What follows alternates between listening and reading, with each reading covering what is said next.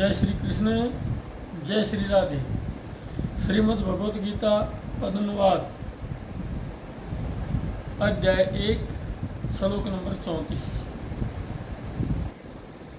देखो हमारे ये पूज्य गुरु, पितामह, चाचे, बेटे और ताऊ, साले, ससुर, पोते, मामू हैं, ये खड़े हैं संबंधी सभी अपने।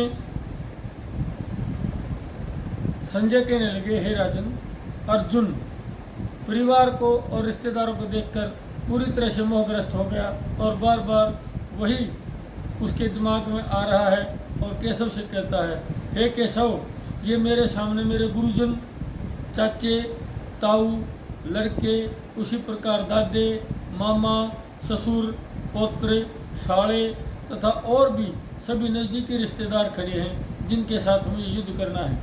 और फिर बार बार वही एक बात कह रहा है शुद्ध भाषा में कि एक ही बात का वही रोना रो रहा है कि ये मेरे वही स्वजन हैं और ये मेरी दृष्टि में मेरे अपने हैं। लेकिन यह बात उसको बिल्कुल समझ में नहीं आ रही कि जिनको अपना कह रहा है, जब दुर्योधन ने बुरे से बुरे कृत्य उनके साथ किए, सब कुछ राज भी छीन लिया और राज्य से बाहर करके आगे भविष्य में सामने ना आए, ऐसे ऐसे दुर्योधन ने विचार प्रकट किए। 1 इंच भी भूमि देने से मना किया।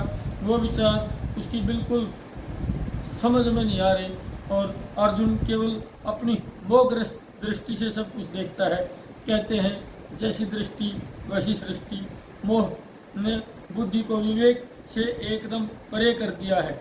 वास्तविकता पीछे रह गई है। धर्म अधर्म, सत्य असत्य का विवेक अलग हो गया है। अर्जुन कुछ भी नहीं सोच पा रहा है। वह इस युद्ध को केवल अपने लिए सोच रहा है, जबकि वास्तविकता यह है कि युद्ध औरों के लिए है, राज्य का सुख और वैभव के लिए नहीं है। मात्र सीमाओं का युद्ध नहीं है, यह तो नीति अनीति, धर्म अधर्म, न्याय अन्याय को समाप्त करने के लिए है।